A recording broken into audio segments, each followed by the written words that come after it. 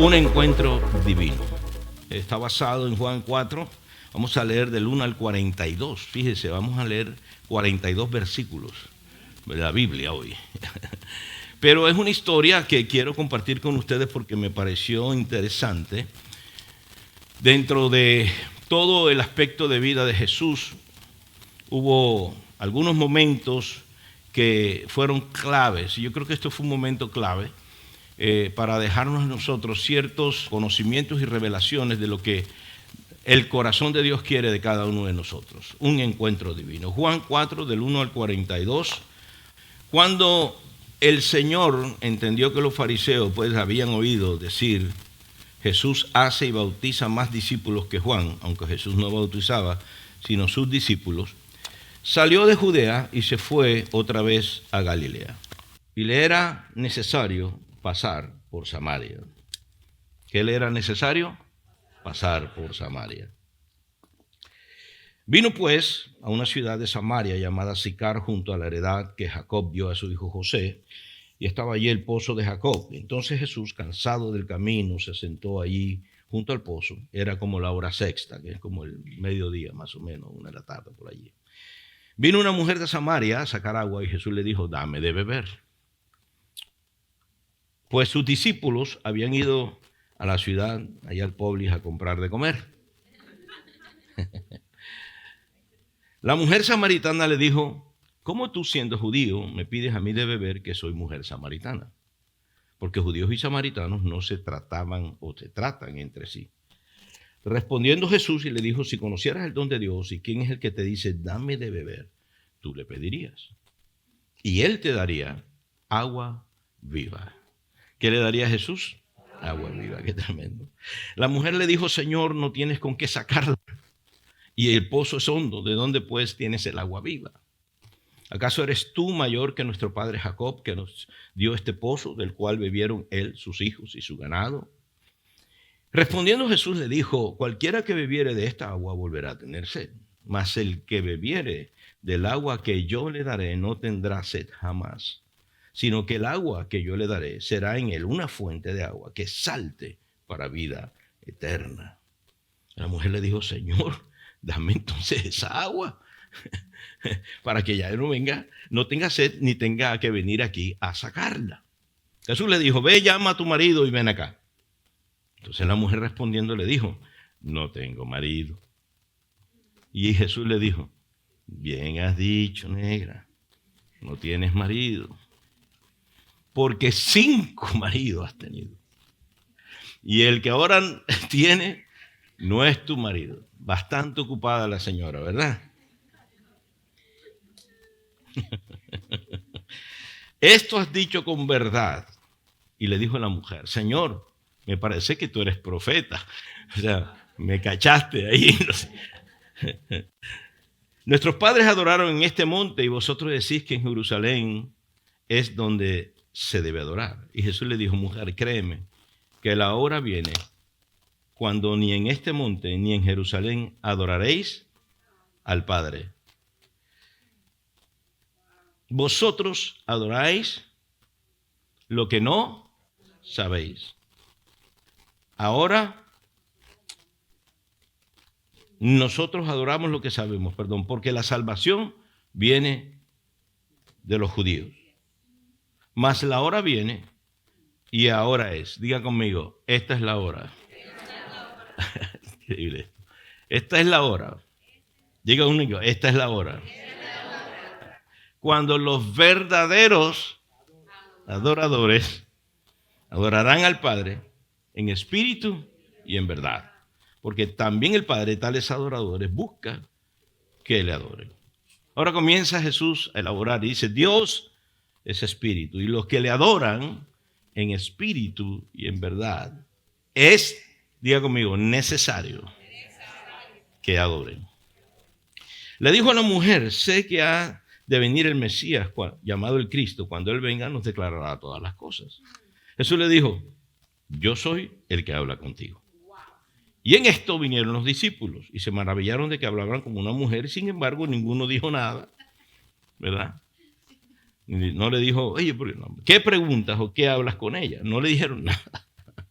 Entonces la mujer dejó su cántaro y se fue a la ciudad y dijo a los hombres: venid, vean un hombre que me ha dicho todo cuanto he hecho. ¿No será este el Cristo? Entonces vinieron a la ciudad y vinieron a él, salieron de la ciudad, perdón, y vinieron a él. Y entre tanto los discípulos le rogaban diciendo: Rabí, come. Él les dijo: yo tengo una comida que comer que vosotros no sabéis. Entonces los discípulos decían unos a otros: ¿le habrá traído alguien de comer? O sea, nosotros que nos fuimos al pueblo y ¿para qué nos hizo ir al pueblo? Y men, si él, aquí le dieron comida. Ok. Jesús le dijo: mi comida es que haga la voluntad del que me envió y que acabe su obra. Ojalá todos dijéramos que esa es nuestra comida, ¿verdad? Pero bueno, ni los discípulos, ¿verdad? Entonces tenemos esperanza todavía. Ok. No decís vosotros: aún faltan 4 meses para que llegue la siega. Y aquí os digo que alcen vuestros ojos y miren los campos, porque ya están blancos para la siega. Cuando estamos lejos, lo voy a adelantar un poquito, cuando estamos lejos de el propósito que Dios nos tiene, estamos ciegos a lo que Dios quiere hacer. Aunque lo tengamos allí mismo.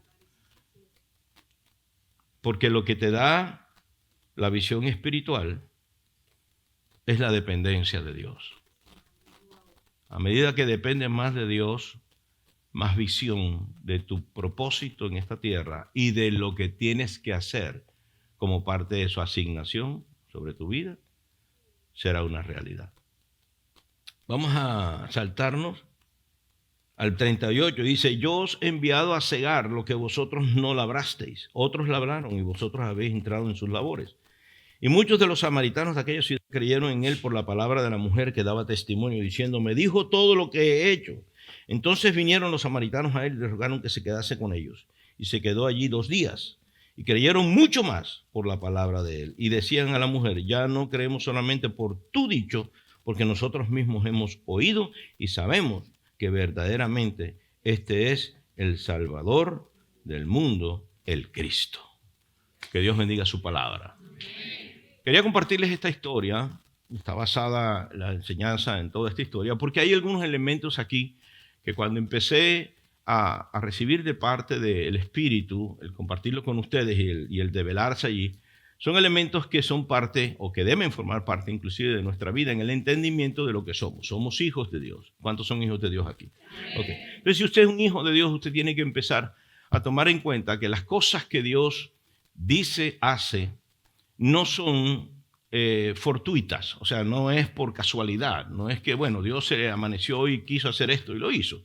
No, tiene siempre un propósito.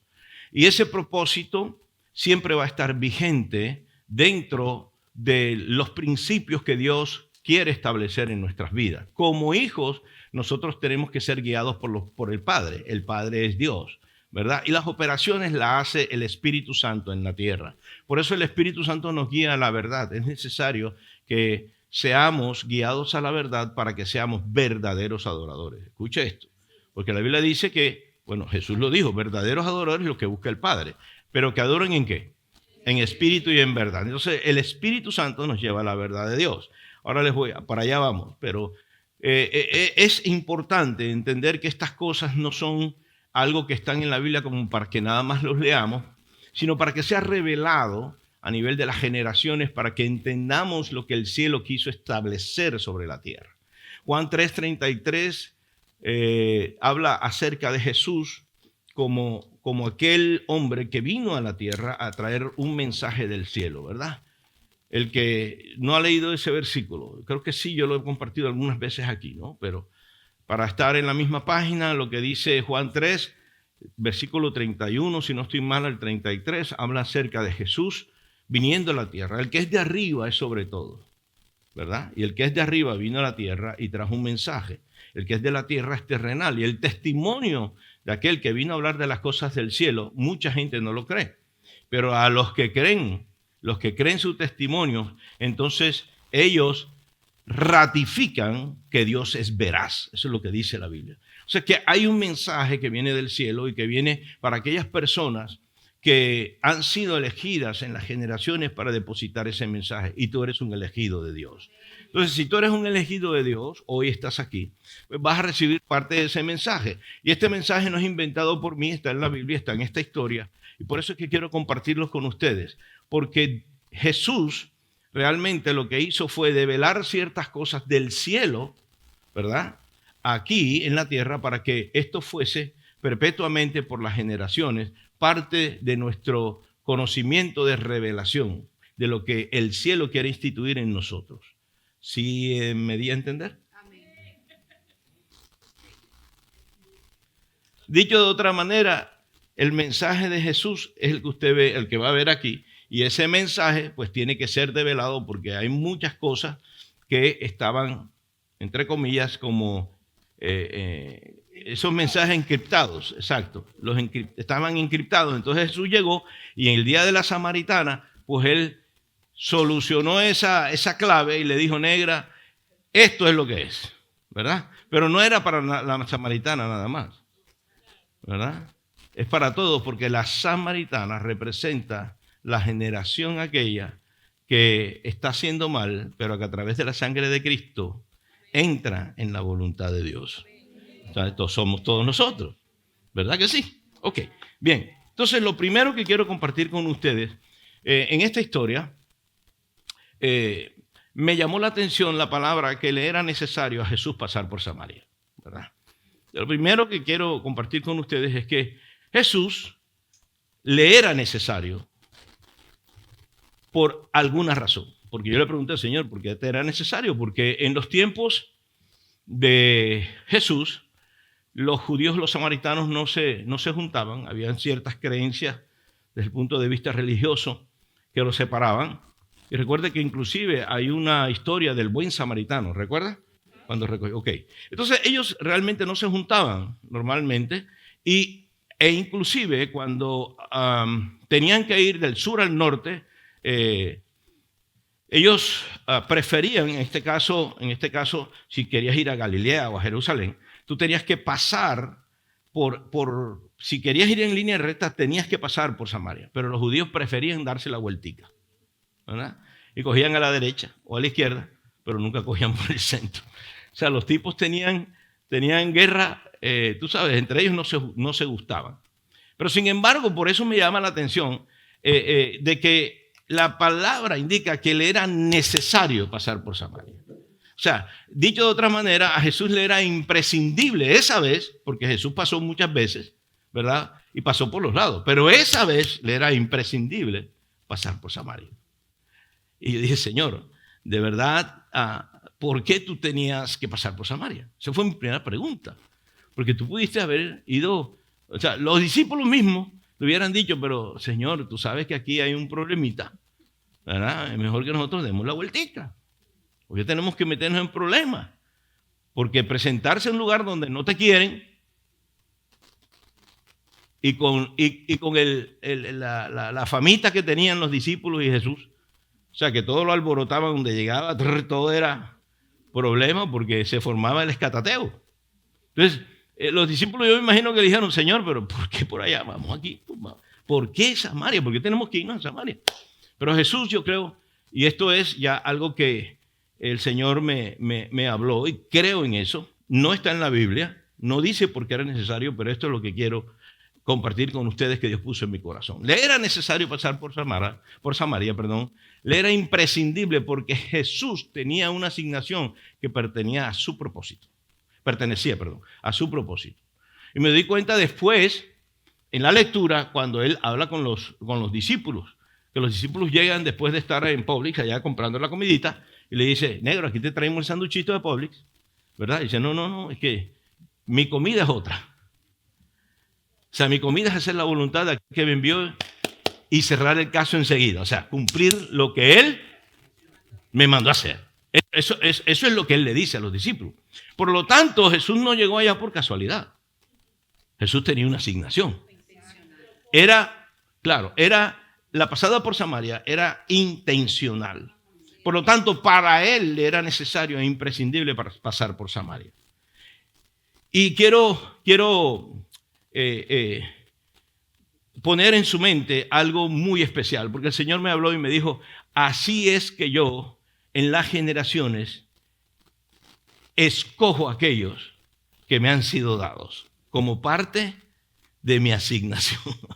O sea que así como se acercó a la samaritana, pudiendo ir por otro lado, Él propició el encuentro. Él fue el que fue allá y fue a hablar con la samaritana. Él sabía que esa mujer iba a estar allí, en ese pozo, que, by the way, se recoge agua en la mañanita, pero al mediodía, cuando el sol está incandescente. Pero bueno, él estaba ahí y él provocó esta situación. Voy a decirlo así, provocó que el encuentro se diera. Por eso lo llamé un encuentro divino. Tuvo que ver todo con Jesús, tuvo que ver todo con su propósito, tuvo que ver todo con su entendimiento de su asignación, tuvo que ver con los planes de Dios en el cielo para él y hacerlos en la tierra. Pues déjame decirte que tú eres un escogido de Dios. La Biblia me dice que tú no escogiste a Dios, sino que Dios te escogió a ti. Quiere decir que Él propició ese encuentro divino contigo, aunque tú no lo sabías. Y tal vez tú fuiste a alguna parte. Esto es tremendo. Mira, a mí se me erizan todos los pelitos aquí donde estoy. ¿Por qué? Porque es que Dios allí en esa acción te da a entender el amor que Él tiene por ti. Y esta era una mujer clave con el cual Él tenía que encontrarse, o con la cual Él tenía que encontrarse, porque había un propósito para Samaria. Así es. ¿Ves? Los discípulos no veían el propósito. ¿Qué veían? El problema. Dije, ¿por qué vamos a pasar por Samaria? Esto es un cuento, ¿por qué vamos a tener que meternos allí? Pero Jesús sabía que había un eslabón que necesitaba ser amarrado en la cadena de propósito y su asignación era esa. Llegar allá y hablar con la mujer samaritana, porque después de allí esa mujer no quedó igual. Miren lo que salió a decir. ¿Qué fue lo que salió a decir? Miren, allá hay un profeta y yo creo que ese es Jesús el enviado, el Mesías, porque el tipo me leyó la cartilla de mi vida. ¿Verdad? El tipo descubrió que tenía 5 y el que tengo ahora no es el mío, pero es que eso no es lo que importa. Lo que importa es que el hombre me habló de tal manera y me habló de algo más que tiene que ver con él, que yo sentí en ese momento que hay algo diferente de todos los que me han hablado. Hay algo diferente de todo lo que he vivido, que viví en ese pozo. ¿Me estoy dando a entender? Y entonces esta mujer sale, y fíjense, esta mujer, es tremendo, que representa las generaciones que Dios escoge. Por eso yo le dije, usted no fue escogido, perdón, usted no escogió a Dios, Dios lo escogió a usted. Esta mujer salió de ese pozo transformada por lo que Jesús le dio. Y recuerda que Jesús le dijo, yo soy el agua viva. Para allá vamos, que eso es tremendo. Pero lo que Jesús le estaba dando en ese pozo la llevó a ser la mejor evangelista del pueblo. No necesitó más nada sino la presencia de Dios. No necesitó más nada sino la palabra de Dios. No necesitó más nada sino sentir el poder de Dios en ella. Y esto, mis amados, lo tengo que traer aquí hoy. Si tú has sentido el poder de Dios, si vienes cada domingo aquí, tú alabas y alzas los brazos y recibes de parte de Dios, es imposible que tú salgas de aquí y no comunicar afuera lo que Dios está haciendo en tu vida. Lo que quiero decirles es que esta mujer también representa a esa generación transformada por el poder de Dios, sin tanto conocimiento, solamente conocer del poder de Dios, salir a la calle y decirle, hay un Dios que transforma, hay un Dios que te revela, hay un Dios que hace algo en tu vida. Yo no sé cómo lo hace, pero lo hace. Y te garantizo que si tú abres tu boca, Dios la llenará de sabiduría y te dará el poder para que otras personas puedan afinar sus oídos, porque a través de la mujer samaritana, ahora ella provocó el encuentro divino con Jesús. ¿Ves? Jesús sabía su asignación con la mujer samaritana, pero ahora la mujer samaritana provoca, a través de su predicación, de su testimonio, provoca que otros tengan comezón de oír. Y ella entonces es la iniciadora de ese encuentro con Jesús, de esas personas. Tú eres el agente de transformación en la vida de aquellos que Dios te ha puesto para vivir y te rodean. Tú eres el agente de transformación. No puedes negar que Dios ha hecho contigo lo que ha hecho. Por lo tanto, ay, santo Dios, debes volverte esa persona que se transforma en el iniciador, en el activador, para llevar a otros a que se encuentren con Jesús. Es algo tremendo. Yo no sé si usted me está comprendiendo hoy aquí, pero esto es una de las cosas que la iglesia ha perdido hoy.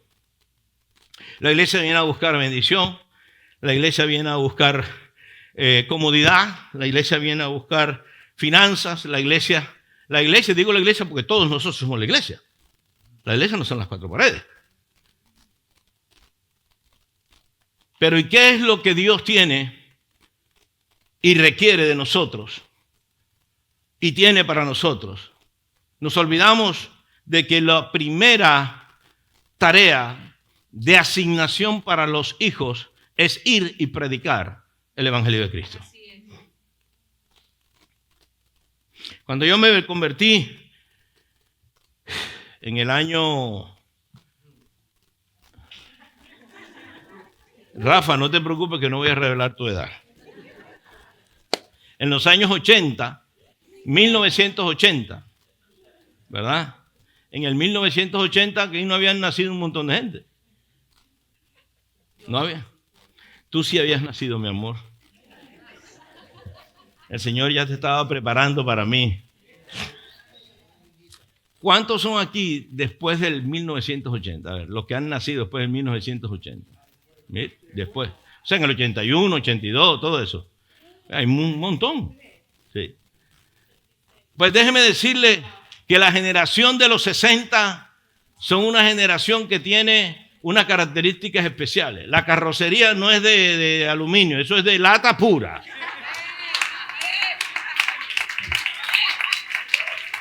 El chasis es reforzado. Y aunque a veces le tienen que dar carácter para prenderlo, cuando prende nadie lo paga.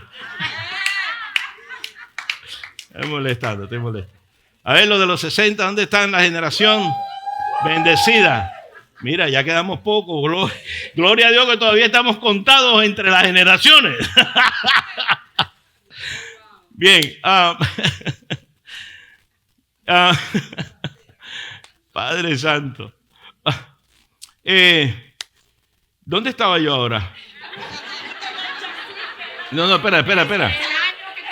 En el año que me convertí. En los 60 estoy.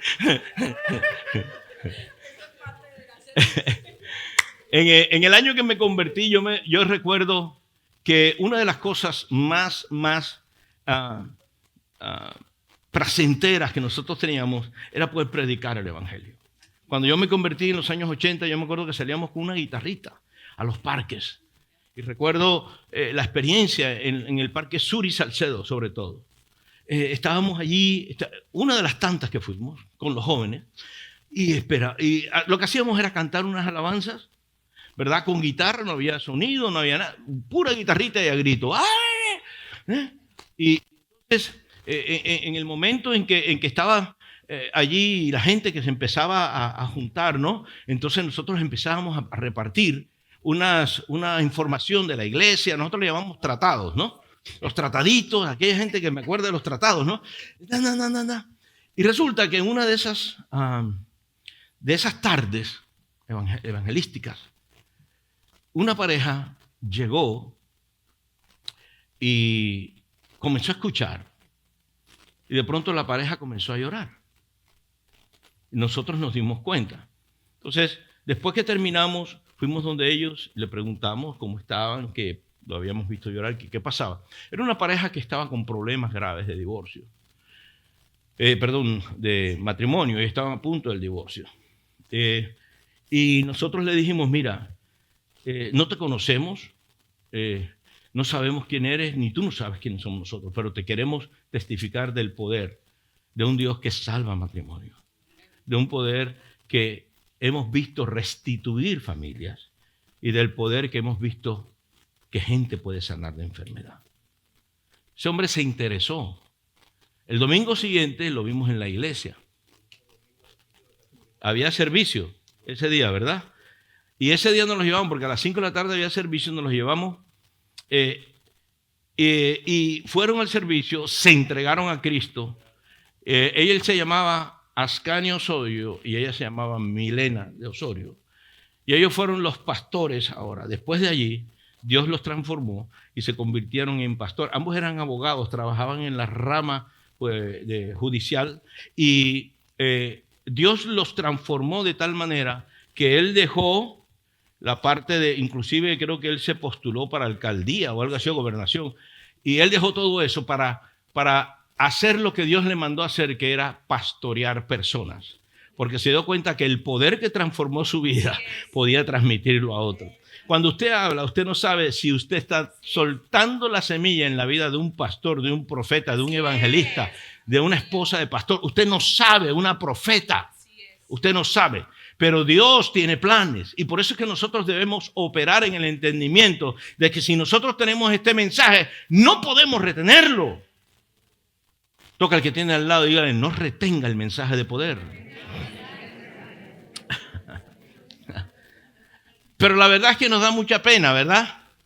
A veces compartir de Dios hoy en día. Nos da pena compartir de Cristo.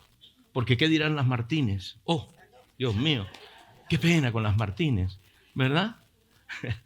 Es una cosa impresionante. O sea, cómo nosotros hemos caído en no puedo decir la negligencia, pero sí en realidad es una negligencia. Es en la negligencia de nosotros no comunicar como hijos de Dios lo que tenemos que comunicar, que es el mensaje de la palabra de Dios. Y de verdad que le damos prioridad a otras cosas. Recuerda, si tú eres un hijo de Dios, tu principal asignación es predicar el evangelio. Y si Dios se encontró contigo, tú tienes en tu interior, en tu haber, sencillamente el mensaje de Dios. ¿Cuál es el mensaje de Dios? Si usted es hijo y no sabe cuál es el mensaje de Dios, si usted por eso es que está aquí hoy. De tal manera amó Dios al mundo que dio a su Hijo para que todo aquel que en Él crea no se pierda, sino que tenga la vida eterna y tenga una mejor vida en la tierra. Porque el dador de la vida es Dios y Él sabe cómo esto funciona. Amén. Denle un aplauso al Señor si está conmigo aquí hoy. De acuerdo. Ok. Qué tremendo. Entonces Jesús sí tenía una asignación, ¿verdad? Que pertenecía a su propósito. Fue un evento celestial cargado de revelación, poder y eternidad, que se estableció como un referente en la tierra. Yo creo eso. Leyendo esta historia nuevamente yo decía, Señor, ¿por qué tú tenías que pasar por allá? Porque Él tenía que establecer esto. Porque después habla de la adoración, cómo es la adoración, realmente de dónde viene la salvación. ¿Por qué? O sea, todo eso está ahí metido. Y yo decía, wow, o sea, esta historia no es una historia para ese momento y chao. Esta es una historia que se estableció para que nosotros, por el Espíritu Santo, encontremos la verdad de la revelación, la verdad de lo que Dios quería que tú y yo entendiéramos. Por eso, al comienzo les dije, esto es parte de lo que nosotros debemos entender como hijos de Dios hoy aquí. Y yo empecé a leer esta historia y dije, esto nunca lo había visto. Pero es Dios el que nos lleva a ese entendimiento. Porque todo lo que Dios hace todo lo que es de Dios, tiene tres elementos importantes. Todo lo que Dios hace tiene su esencia, tiene su poder y tiene su propósito. Y aquí me quiero detener un minuto nada más para que podamos entender esto. Miren, cuando Jesús llegó hasta allá, Jesús llegó entendiendo quién Él era, su esencia. Es el Hijo de Dios. Yo tengo que establecer esto porque nadie más lo va a poder establecer aquí en Samaria. Porque si viene otro judío, ¿verdad? Tuki tuki lulu. Allá no podían entrar los judíos. Entonces, este era un asunto planificado en el cielo que Él sabía. Y Él dijo, yo soy el que tengo que hacer esto. Yo soy el que tengo que hacer esto. Por favor, no esperes al pastor, la pastora, la profeta, el otro. No. Tú eres el que tienes que hacer las cosas pasen en tu familia. Si tú tienes a Cristo, tú eres el testimonio. Si tú tienes a Cristo, tú eres el que lleva la palabra de poder. Si tú tienes a Cristo, tú eres el agente de transformación de tu familia. Entonces Jesús dijo eso, es la esencia. O sea, yo soy el que tengo que hacer esto. Y se fue. Para que su presencia entonces generara lo que generó en la mujer. Pero no solamente estuvo eso, sino que también estuvo, ¿qué cosa? Su poder. Porque aunque no oró por un enfermo, ahí operaron el don de ciencia, ¿verdad? Operó el Espíritu Santo en la vida de la mujer para que pudiera ver el entendimiento. O sea, había poder del cielo allí manifestado. Créeme que cuando tú transmites el mensaje, poder del cielo está allí presente. Y tercero, había propósito. Entonces, fíjense, ya le dije lo del propósito. Por lo tanto, esas son cosas escritas en el cielo que se cumplen en la tierra. El propósito tiene que ver con Dios y conmigo. Entonces, hay cosas para ti con tu nombre allá. Hay promesas, hay planes con tu nombre y apellido en el cielo que están esperando ser activadas en tu obediencia. Cuando tú obedeces, si tú entiendes que tú eres aquí, un escogido, que hay planes mayores y mejores a través de Cristo y de todo lo que Él ha planificado en el cielo con el Padre, pues entonces usted lo que tiene que estar es atento es cómo eso se activa. Así es. ¿Ve? Entonces, por la fe nosotros lo cachamos, por la obediencia lo activamos y por la permanencia lo hacemos constante en nuestra vida. ¿Ve? Por eso es que nosotros necesitamos fe para esto. Porque fe no es para que tú veas las cosas que ves con tus ojos naturales. Fe es para que veas las cosas que Dios te está entregando, que no puedes ver con tus ojos naturales, pero lo puedes ver con el Espíritu. Y esta mujer lo entendió y dijo, espérate, aquí hay algo más que agua normal. Aquí hay algo más en este mensaje de lo que este tipo me quiere decir. Y el Espíritu Santo le abrió el entendimiento y ella pudo ver otra cosa. Hay poder de Dios allí. Es más, yo le voy a decir algo, yo siempre lo predico y lo digo. Y lo enseño. El mayor milagro no es la sanidad de un enfermo.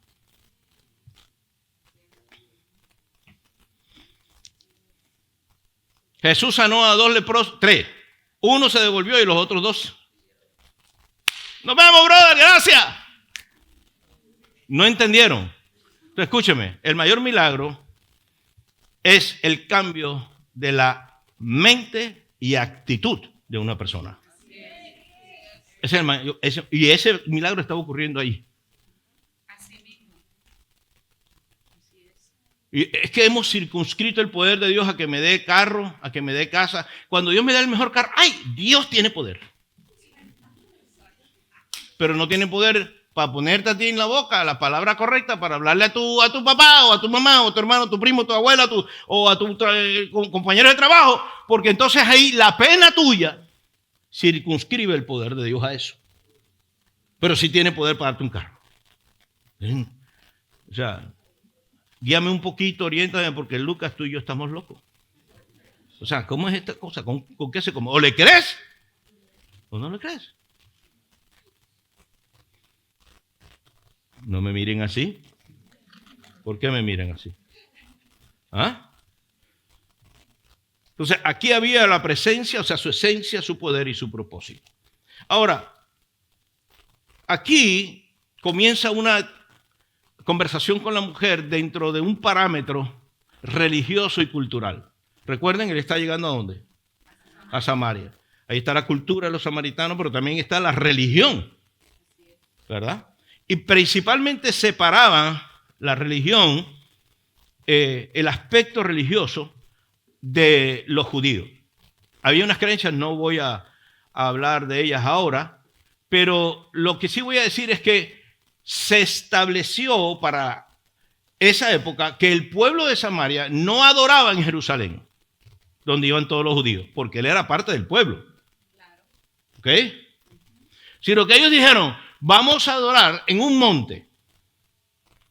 Y en ese monte, que fue donde adoró, donde recibió las tablas Moisés, pues allí es donde nosotros vamos a llevar la oración. Y entonces, eso era terrible, porque aparte de eso, ellos no avalaban todos los escritos de los rabinos. Todo lo que salía de la sabiduría rabínica, ellos lo avalaban. No, señor. Entonces, tenían una mezcolanza con otras fuentes que ellos aceptaban que no eran, entre comillas, aceptadas realmente por las leyes y parte de lo que los rabinos enseñaban. Entonces se formaban unas discusiones y había hasta muertos. O sea, esto no era una cuestión de que, sí, no, mañana te veo al colegio. No. Era un asunto serio. Jesús estaba allí. Y por eso le digo que cuando la Biblia dice que le era necesario pasar por Samaria, era porque había un propósito divino en eso. Ahora, fíjese esto. Esta ida de Jesús allí rompe todo protocolo, tanto cultural como religioso. Lo rompe. Y a mí me asombra cómo Jesús, porque este es un punto que a veces nosotros, hoy en día, sobre todo hoy en esta generación de los ellos, ellas, ¿y qué más? Y otros, etcétera. Bueno, ellas, ellos y ellis. Los tres primeros, ¿verdad? Después salen los ellos. Vamos a ver. Ok. Los hombres y las hombres. Ok. En este contexto cultural, hoy en día, el derecho mío de sentirme como yo quiera debe ser respetado. Entonces, basado en eso, hay verdades que se han tergiversado. Y hoy en día la cultura está conquistando la mente de las generaciones. Eso no quiere decir que tengan razón y que sea cierto y que sea correcta. Pero están allí y lo están haciendo. En ese entorno donde Jesús llega al pozo de Jacob, empiezan ciertas cosas a salir. Y la mujer se lo dice. Lo primero, cuando Jesús le habla a la mujer, le dice, pero tú eres judío. ¿Por qué? Porque los judíos tienen una manera de vestir y los samaritanos tienen otra. O sea, que tú cachabas el asunto y dices, ahí viene un judío. Ahí viene el tipo, ahí viene. Ojo, vamos a apartarnos. Porque es así, tú sabes. Lo segundo era que ella era una mujer. Y lo tercero que ella le habla, que tiene que ver con es que estaba en el pozo que, entre comillas, estaba en Sicar, que pertenecía a Jacob, ¿verdad? O que perteneció a Jacob, era el pozo de Jacob. Y ella tenía todo este argumento, tanto desde el punto de vista cultural como religioso, porque después le comenta, ustedes judíos, ustedes adoran allá en Jerusalén, pero nosotros adoramos en el monte. Y allá fue donde se recibió esto. Y yo me imagino que esa conversación no fue como de que, hola, ¿cómo estás? Bienvenido. No, porque el asunto estaba en los puntos claves, tanto de la parte cultural como de la parte religiosa. O sea, esta mujer le estaba diciendo, pero ven acá, ¿y tú por qué me vas a pedir agua a mí? O sea, hold your horses. ¿Correcto? O sea, tranquilízate, chill down. Aquí debe haber gato encerrado, porque si este hombre me viene a hablar a mí, sabiendo que yo no puedo contestar, sabiendo quién soy, una mujer, todavía ella no sabía que le habían descubierto el pastel, ¿verdad? Pero todavía Jesús no se lo había destapado. Y negra, aquí hay un pollo, aquí hay cerdo, aquí hay arroz. No, todavía no. Pero ella igualmente estaba en su posición cultural y religiosa. Y Jesús llegó allá rompiendo todo ese protocolo. Y le voy a decir algo. Nosotros tenemos protocolos culturales. Cada vez que nosotros tratamos de ir a una iglesia evangélica o te invitan a una iglesia evangélica, te salen todos los protocolos culturales. En los años en que me convertí, yo me acuerdo antes de eso, uno de los protocolos era que los evangélicos no eran para las personas inteligentes, o el evangelio, para que sepa. Eso era yo lo llamo protocolo, pero en realidad no es un protocolo. Prejuicio, gracias a Dios. Y perjuicio también. Las dos cosas. Escúcheme, pero el punto es que uno sacaba eso porque te lo enseñaban como parte de la cultura. Tú no eres bruto ni estás en necesidad como meterte en una iglesia evangélica. Pero ¿se da cuenta? Hoy en día es peor. Hoy en día ya tú no necesitas a Dios. Los ellos y las ellas fabrican su propio Dios a su conveniencia, ¿verdad? Entonces ahora mismo nuestra sociedad está dándote el espacio cultural para que tú fabriques tu propia relación con Dios. Se olvidó la base de verdad del Evangelio, se olvidó lo que Jesús vino a traer del cielo a la tierra, se olvidó todo esto. Y esto era lo que pasaba allí. Por eso escúchame, si estás escuchando este mensaje y tienes algo en tu mente o en tu corazón que todavía no has bajado del trono de tu vida, hoy es el día para que lo bajes y pongas en el trono de tu vida a Jesús completamente, 100%. No me importa cuál sea, si de Venezuela o de Colombia o Nicaragua, no me importa el país que venga, la verdad absoluta está en Cristo. Y por eso es que al final Jesús le dice, tú quieres entender lo que significa adorar, entonces tú tienes que entender que no es ni aquí ni allá, porque vendrá la hora en que el Hijo del Hombre va a ser adorado y Él va a buscar adoradores en espíritu y en verdad. O sea, que la esencia de la oración no es el lugar. Es el conocimiento de una persona que se llama Cristo, que te lleva al Padre. Yo soy el camino, yo soy la verdad, yo soy la vida y nadie va al Padre si no es por mí. Esa es la esencia de la oración.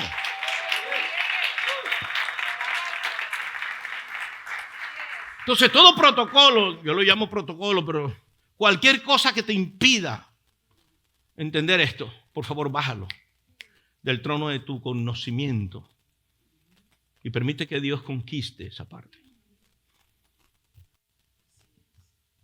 Por eso ratifico, le era imprescindible, necesario que pasar por Samaria. Ni la cultura ni la religión puede enseñarte el corazón y la esencia de Jesús. Tienes que relacionarte con Él personalmente. Y esto es una de las cosas que quería traer aquí. Miren, estamos acostumbrados a que la cultura o nuestro background, nuestro pasado, nos ponga la base de lo que es Dios. Y quiero ser cuidadoso con esto, porque sí tenemos que recibir de las generaciones pasadas la base para las revelaciones de las generaciones presentes. ¿Ok?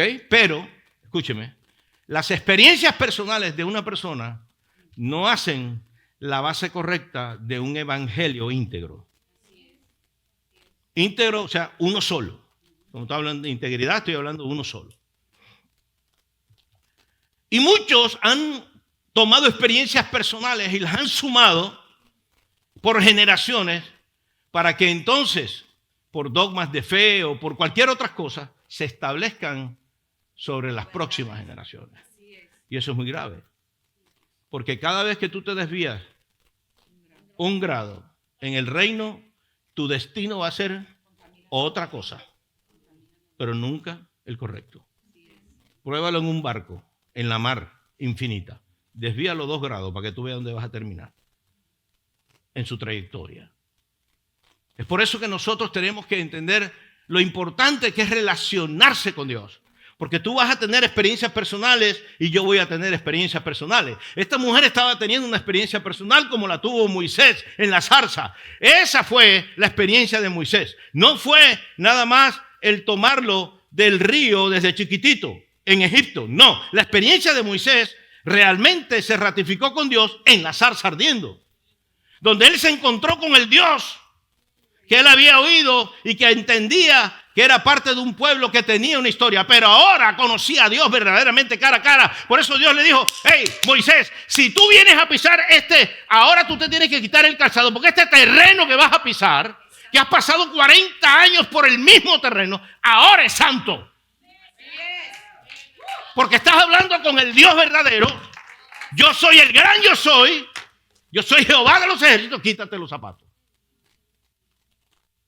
Los zapatos representan todo lo que en un momento determinado tú has pisado en tu vida anterior, ¿verdad? La suciedad que recogen, los sitios que pisas, hacia dónde vas. Por eso que, y la inmundicia igual, por eso que el calzado del apresto del evangelio es muy importante para ti, porque ese es el que tú te tienes que poner. ¿Me estoy dando a entender? Entonces aquí le dijo a Moisés, esta experiencia es entre tú y yo. Y esta experiencia es para tu vida. Pero nosotros no podemos montar todo el evangelio de Cristo en la experiencia de Moisés. Podemos tomar de la experiencia de Moisés lo que Dios tiene para nosotros en revelación. Pero no podemos decir entonces que Moisés es Dios. ¿Me estoy dando a entender? Sino que Dios tuvo una experiencia con Moisés y de ahí yo saco mi experiencia. Mi revelación para mí. Dios va a tener un momento de experiencia contigo. Y ese momento de experiencia va a estar cargado de eternidad. El mío fue hace muchísimos años, cuando me convertí.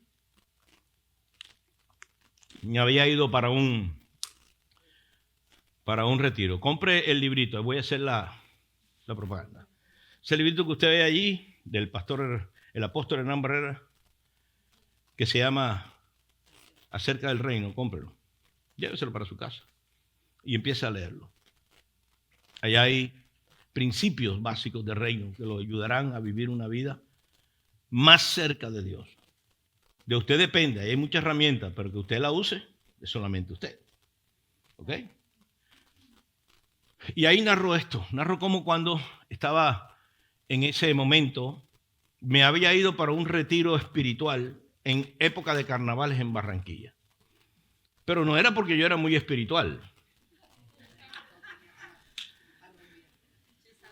sino que mi papá me había castigado porque le había estrellado, no había estrellado el carro, sino que yo estaba saliendo y venía otro sin freno y ¡paca! Una cosita de nada al carro. Y ese hombre dijo, no. Entonces yo tenía una platica que él me tenía, pues no le voy a dar la plata hasta que pase carnavales. ¿Por qué? Bueno, total, estaba sin plata en carnavales. Más aburrido en la casa. Entonces creo que fue Rafa, alguien me vino a invitar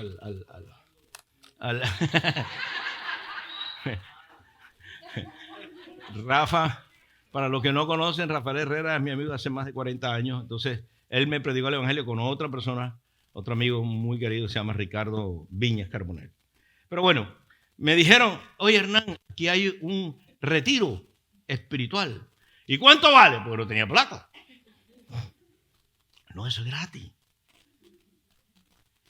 Y había una muchachita que no era mi esposa.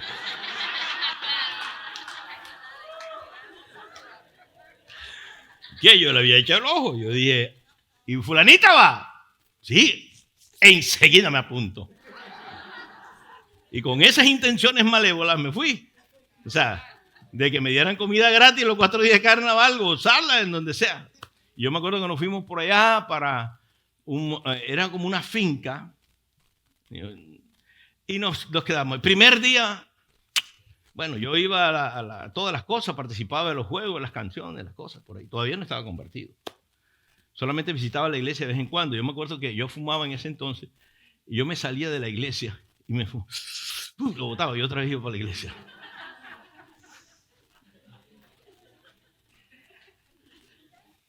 Increíble, ¿eh? No fume nunca. Eso es una locura.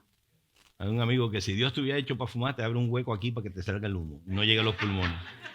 Ok, pero Dios no te creó así. Bueno, ok, entonces estaba yo ahí en ese asunto. Y me acuerdo, el último día yo dije, aquí no pasó nada. Con la peladita tampoco pude hacer nada. Estaba más aburrido porque todo me había salido mal. Según mis cálculos. Yo había calculado ya para el segundo día, está enganchado con la pelada y todo el asunto, pero nada, eso no se dio. Entonces, mi esposa y que, mi amor, eso lo usó Dios para esto. Y resulta que cuando último día llegó un predicador de Bucaramanga, creo que era, se llamaba Rafael algo, no me acuerdo, y yo estaba en la última banca. Y el hombre comienza a predicar y de pronto me comienza a entrar un calor en mi cuerpo y yo comienzo a temblar ahí en la silla. Yo decía, ¿qué me está pasando a mí? Y yo comienzo como que, ay, ¿qué? ¿Qué es esta vaina? A los barranquilleros, ¿qué es esta vaina? ¿Qué me está pasando a mí? Y yo no sabía qué estaba pasando. Entonces, cuando el hombre hace el llamado, hermano, delante de Dios, yo sentí como una fuerza que me jaló. Me jaló y yo estaba sentado y de pronto, ¡wup! Yo estoy... Y no, ya no, y caminé. Y cuando yo me veo adelante con los brazos así, era el único. El no convertido.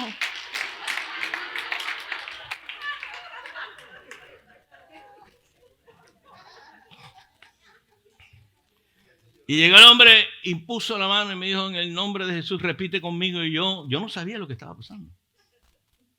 Y comencé a repetir, en el nombre de Jesús, Padre, perdona mis pecados. Me arrepiento ahora. Y comencé a llorar. Y yo, ¿por qué lloro? Pero yo no podía parar. Y de pronto, la película de mi vida hasta esos 20 años comenzó a pasar. Y yo estoy llorando y viendo esto y digo, Señor, eres tú.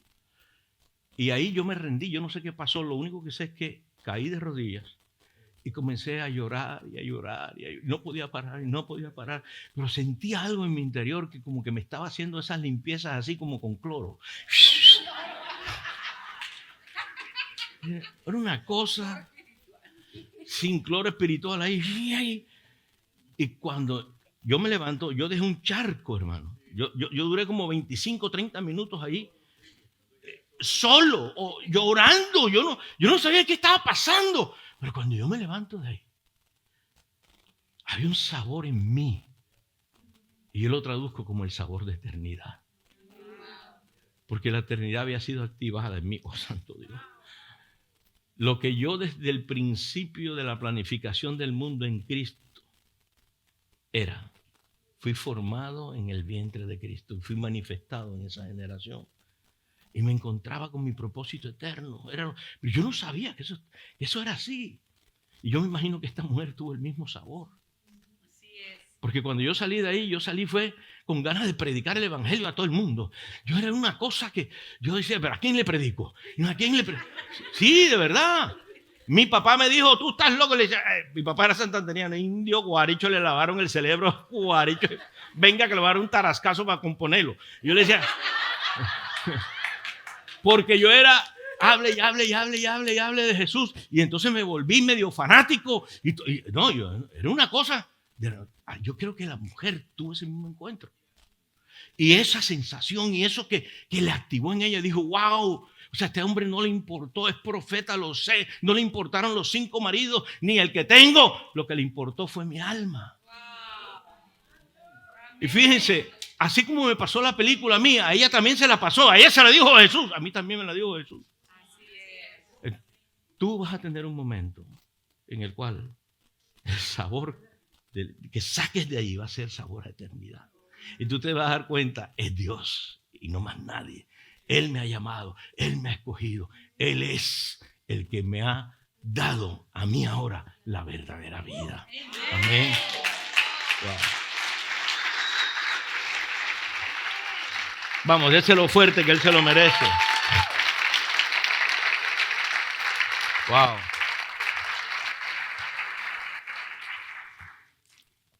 Por eso tienes que relacionarte con Él. Tienes que ir donde Él. Mire el statement, Dios no puede ser enseñado, tiene que ser revelado. Porque tú puedes enseñar de Dios, pero no puedes enseñar a Dios. O sea, Dios, tú tienes que relacionarte con Él. Entonces, fíjense lo que le dice el Señor.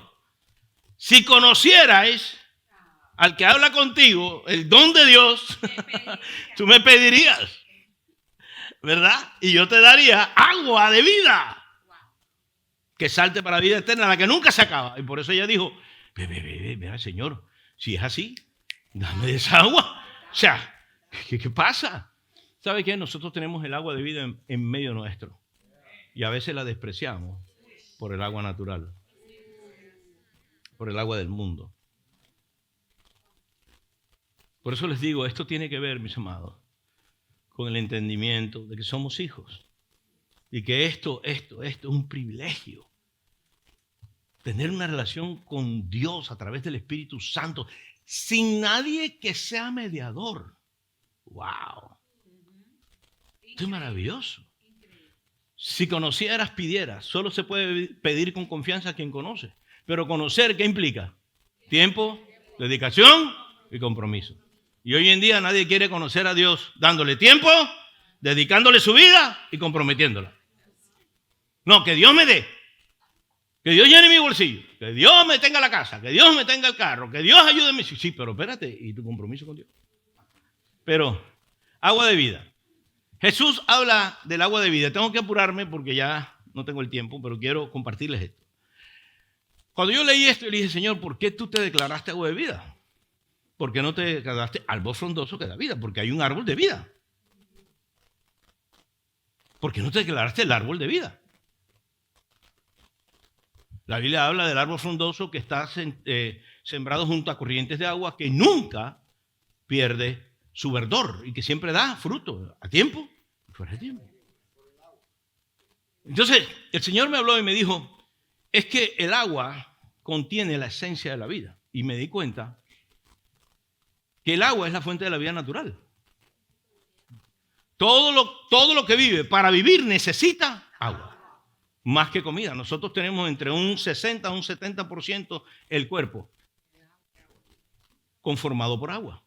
El 30% es otros minerales, otras cosas. Pero el 70% casi de nosotros es agua. Es más, uno puede vivir muchos días sin comer, pocos días sin tomar agua. Porque las consecuencias en el cuerpo son fatales. Y el Señor me habló y me dijo, esta agua, así como yo puse el agua en la naturaleza para que fuera la fuente de toda vida natural, así yo me voy a declarar el agua de vida espiritual. Entonces, fíjate, toda agua natural tiene una fuente. Esto es tremendo. Todo río tiene una fuente. ¿Verdad que sí? Entonces, ellos estaban hablando en el pozo de Jacob. Entonces, ellos le estaban hablando del asunto del agua, porque todo comenzó con, dame agua para beber, tengo sed, estoy cansado, dame agua. Entonces la mujer le dijo, pero espérate, ¿tú por qué me pides agua a mí? Y le dije, es que si tú conocieras quién te habla, tú ni siquiera me darías, tú me pedirías. Entonces ella le dice, pero espérate, tú no tienes ni siquiera ni cadena, o sea, no tienes la soga, no tienes el cántaro, el balde. Saca el agua, ¿cómo me dices tú que tú me vas a dar agua a mí si me estás pidiendo? Porque Jesús le estaba hablando de la vida eterna, ya estaba hablando de la vida natural. Pero así como el pozo de Jacob, porque el pozo de Jacob era construido precisamente porque había un afluente de muchos manantiales que brotaban de la tierra y llenaban el pozo. Y por eso ese pozo era importante. En ese tiempo, agua era vida. Y hoy en día también lo es. Lo que pasa es que nosotros hemos perdido eso. Pero vaya usted a África para que vea. 5 días. Y quédese usted allá 5 días para que usted vea el valor del agua. Lo que usted tira aquí en una botella, que se coman aquí, no, la botella aquí en la mitad, no, todo el mundo tira la botella. Haga eso en África para que usted vea. Para que entienda el valor que tiene esto. Por eso nosotros no valoramos lo que tenemos. Pero allá en ese momento, en esa conversación, esa mujer sabía lo que valía el agua. Y le dijo, tú a mí me podrás dar de esta agua que vale. Pero yo, si tú realmente me conocieras, ni siquiera estarías recogiendo agua. Porque yo te voy a dar de un agua que nunca, jamás vas a volver a tener sed si la pruebas. Es una cosa impresionante. ¿Pero qué estaba diciendo Jesús? Sencillo. Yo soy la fuente del agua espiritual. Y escúcheme, la vida natural depende del agua. La vida espiritual depende de Jesús, que es el agua, la fuente de agua de vida. Si usted no tiene una relación con Cristo, puede llamarse cristiano, pero no tiene vida espiritual. ¿Por qué? Porque estás seco, estás muerto. Si tú no tomas del agua de vida, vas a estar, escúchame, muriendo constantemente, espiritualmente hablando. ¿Está conmigo, verdad? Por eso Jesús, al hacer esto, nos dice a nosotros sencillamente, si ustedes quieren tener vida, dependan de mí. Yo soy la vid y ustedes son nada, nadie puede hacer nada si no está conmigo, porque separado de mí, nada podéis hacer. Diga conmigo, Jesús debe ser la fuente de mi vida. Rodri, ahora sí, venga por aquí. La próxima, por favor. El amor de Dios es confrontativo. Todo esto se da bajo un aspecto del amor de Dios. El amor de Dios está representado en Jesús, que también es la fuente de agua de vida. Y nosotros siempre pensamos en el amor de Dios a través de Jesús como ese amor apachachado, ¿verdad? Como de que, ay,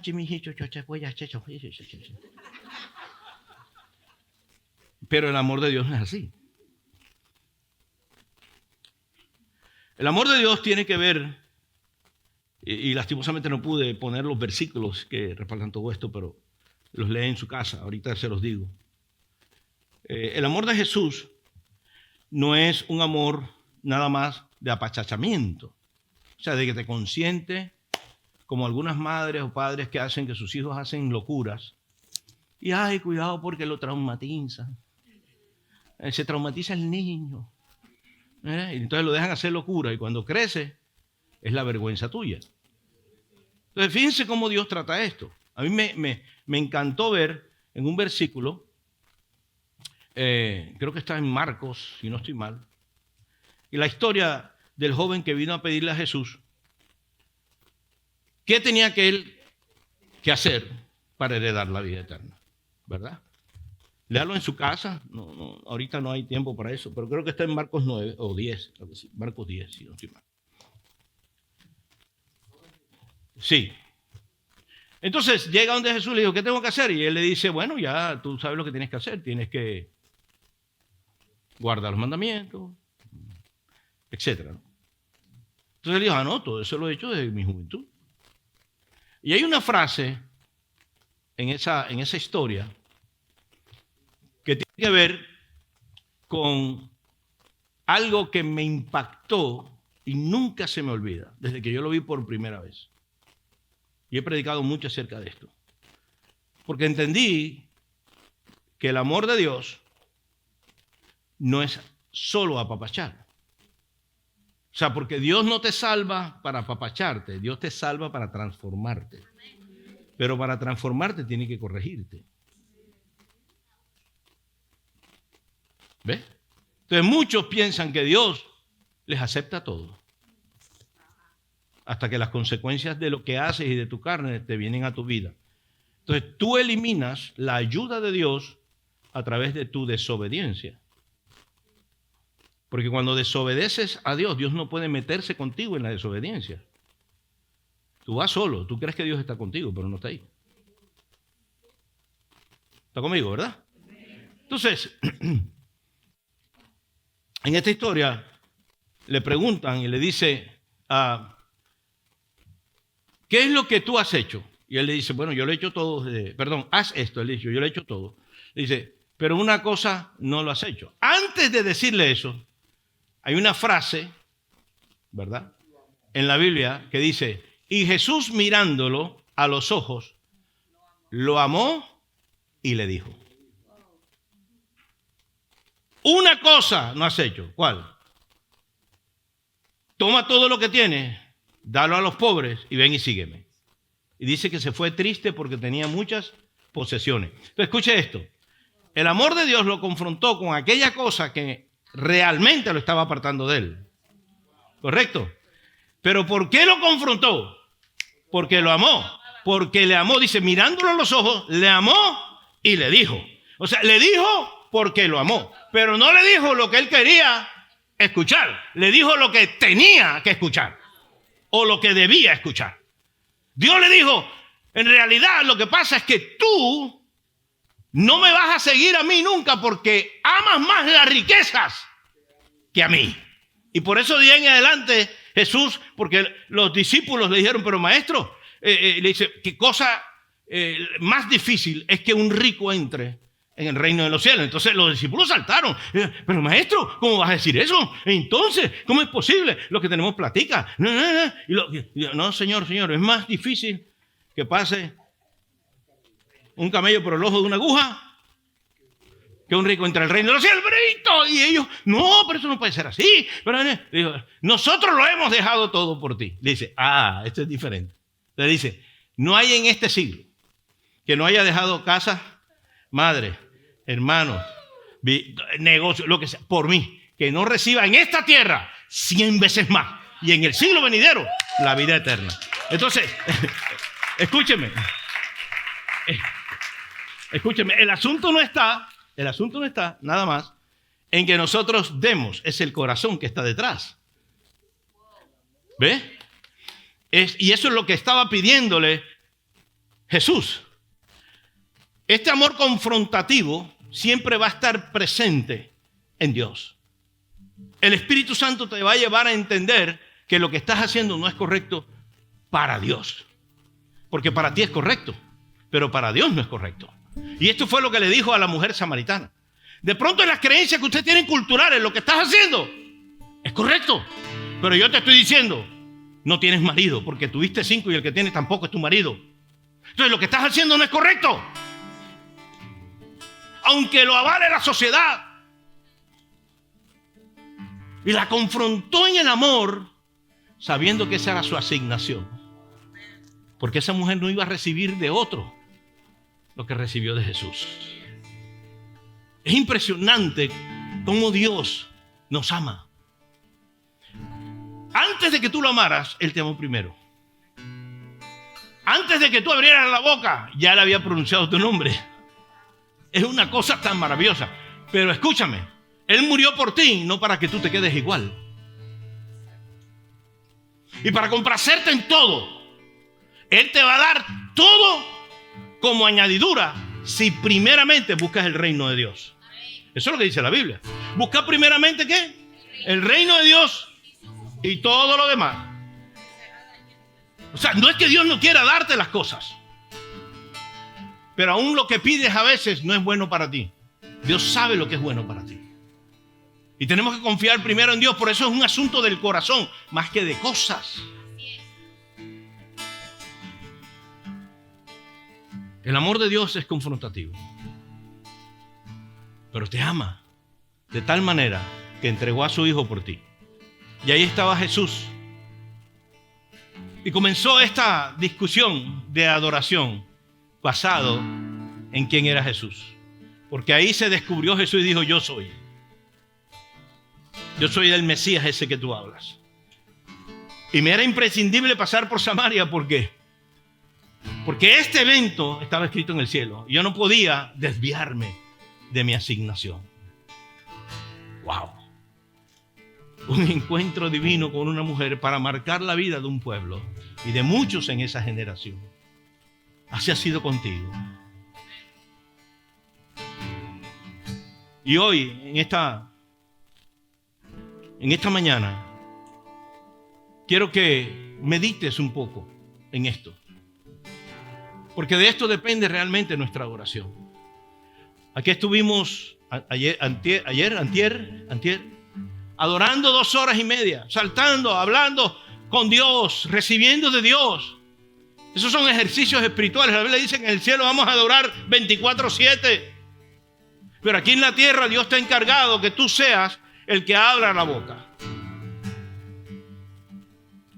Y se dio ese último statement. Entonces, ¿cómo es este asunto? Explícamelo, porque ustedes adoran allá y yo adoro aquí. Entonces, ¿cómo es este asunto? Dice, no, es que tú no has entendido el asunto todavía, porque necesitas conocerme. Yo soy Jesús. Yo soy el que va a ser el objeto de adoración.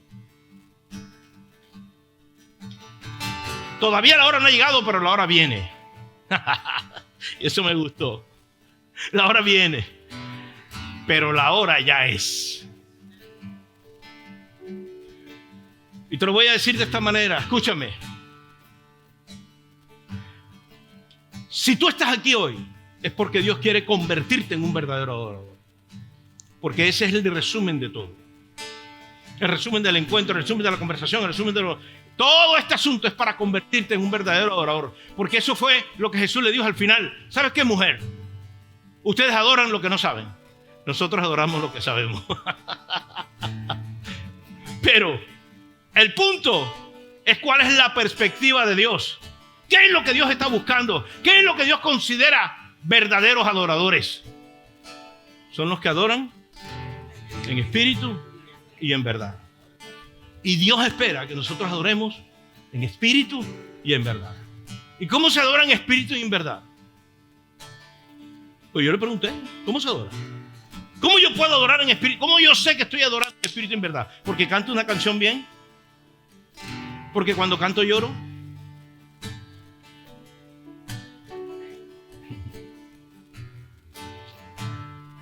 Es cuando vivo la relación con Cristo. Porque adorar no solamente es cantar. Eso es una manera de expresar adoración. Pero adoración es un estilo de vida que pone a Dios como el primero y sienta a Dios en el trono de tu vida. Entonces entendí la frase que dice: de los niños y de los que maman, tú perfeccionaste la adoración. Y yo le dije: Señor, pero ¿cómo es eso? Oh, fácil. ¿De quién? Ok. Un niño recién nacido es el niño que la madre se lo pone para que mame de su seno. Porque esa es la fuente de qué. Ellos dependen de eso. Ellos dependen de su mamá. Ellos dependen de la leche que sale de allí. O sea, Dios hizo todo perfecto. Y lo que estaba diciéndole era: señores, entiendan, aquel que no quiera depender de mí, aquel que no entienda que yo soy la fuente de agua de vida y se acerque a mí para buscar esa vida, aquellos que no tienen hambre y sed, porque un niño cuando tiene hambre, ¿qué hace? Llora inmediatamente. ¿Pero qué es lo que pide? La leche de la mami. Entonces, lo que estaba diciendo, ay santo, me acordé de ese versículo que dice: yo soy el de los pechos grandes. ¡Ah! El de los pechos, porque Él tiene vida para ti. Pero necesita ser un niño con hambre. Entonces, cuando vienes vienes después de la alabanza y la adoración. Cuando vienes a la iglesia, ¿te parece ridículo que levantemos las manos? Quita esa manera de pensar de tu estructura mental. Quítalo cultural de tu vida. Es demasiado cursi tirarse de rodillas. Eso se dejó para el siglo ya bizantino. No, a Dios te adoras en espíritu y en verdad. Y la verdad no es la tuya, la relativa. La verdad que tú quieres establecer es la verdad absoluta de Dios. ¿Y cuál es esa verdad? Él es el gran yo soy. Él hizo los cielos y la tierra. Él puso el mar y sus límites. Él creó las montañas y todos los peces y todas las aves vivientes. Hoy en día se cuestiona la verdad de Dios en todo. En todo. ¿Qué verdad tienes en tu vida? Porque si la verdad es la que te está dando la cultura, ojo con eso. Esa no es la verdad que te va a llevar a ser un verdadero. ¿Y qué está buscando Dios? Verdaderos que adoren en espíritu y en verdad. La Biblia dice que después que ella recibió ese mensaje, ella fue al pueblo a hablar y a decir, y levantó el ánimo en los pueblos para que fueran a visitar al profeta. Jesús se quedó 2 días. 2 días se quedó. 2 días. Y ese pueblo se transformó completamente. Nunca volvió a ser igual. Nunca. Y todo porque a Jesús le era necesario pasar por Samaria. Porque había una cita divina con una persona en la cual se iba a desatar todo el cambio de esa generación. Escúcheme lo que le voy a decir. Si usted está hoy aquí, es porque Dios tiene planes con tu vida y quiere sembrarte esta perspectiva del cielo. Tú eres el agente de transformación. Tú eres la persona que Dios ha escogido para poner este mensaje. Tú eres el verdadero adorador que va a mostrar cómo se adora a Dios. El mensaje divino de la palabra. Tú eres aquel escogido en esta generación para recibir de Dios y dar fruto de vida. Y yo declaro que aquí, hoy están los pozos, no de Jacob, pero los divinos, llenos del agua de vida que salta de tu interior para vida eterna. Te declaro un verdadero adorador. Te declaro un pozo lleno de Dios para dar a otros vida. Y si eres un pozo, eres bendecido ya. Pero esa bendición otros tendrán que tomar.